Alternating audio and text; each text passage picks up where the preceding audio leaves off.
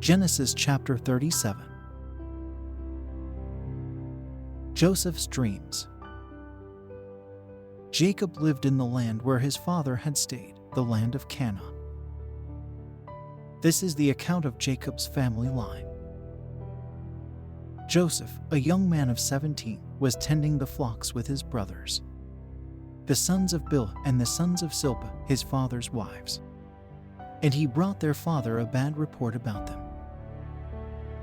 Now Israel loved Joseph more than any of his other sons, because he had been born to him in his old age, and he made an ornate robe for him. When his brothers saw that their father loved him more than any of them, they hated him and could not speak a kind word to him. Joseph had a dream, and when he told it to his brothers, they hated him all the more. He said to them, "Listen to this dream I had.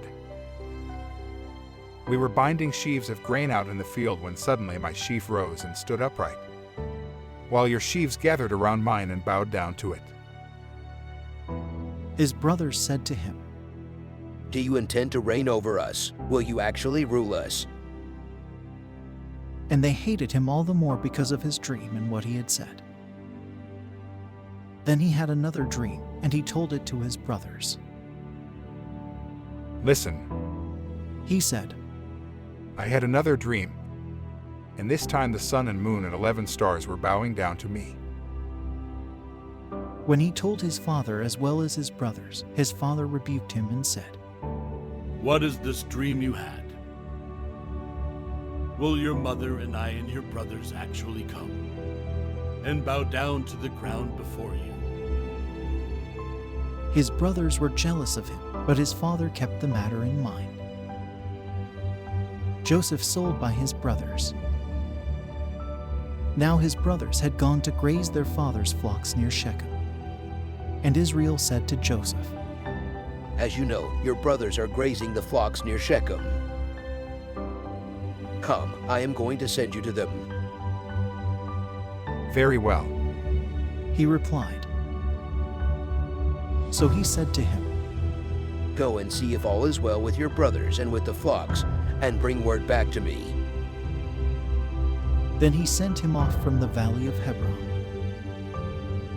When Joseph arrived at Shechem, a man found him wandering around in the fields and asked him, "What are you looking for?"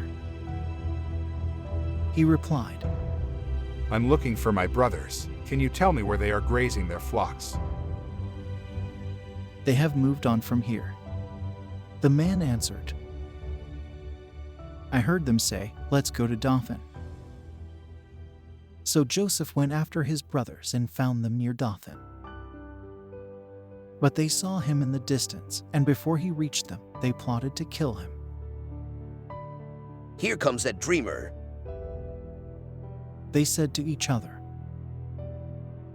"Come now, let's kill him and throw him into one of these cisterns, and say that a ferocious animal devoured him. We'll see what comes of his dreams." When Reuben heard this, he tried to rescue him from their hands. "Let's not take his life," He said, "Don't shed any blood. Throw him into this cistern here in the wilderness, but don't lay a hand on him." Reuben said this to rescue him from them and take him back to his father. When Joseph came to his brothers, they stripped him of his robe, the ornate robe he was wearing, and they took him and threw him into the cistern. The cistern was empty, there was no water in it. As they sat down to eat their meal, they looked up and saw a caravan of Ishmaelites coming from Gilead. Their camels were loaded with spices, balm, and myrrh, and they were on their way to take them down to Egypt. Judah said to his brothers, "What will we gain if we kill our brother and cover up his blood? Come, let's sell him to the Ishmaelites and not lay our hands on him. After all, he is our brother, our own flesh and blood." His brothers agreed. So when the Midianite merchants came by, his brothers pulled Joseph up out of the cistern and sold him for 20 shekels of silver to the Ishmaelites, who took him to Egypt. When Reuben returned to the cistern and saw that Joseph was not there, he tore his clothes. He went back to his brothers and said, "The boy isn't there. Where can I turn now?" Then they got Joseph's robe, slaughtered a goat, and dipped the robe in the blood.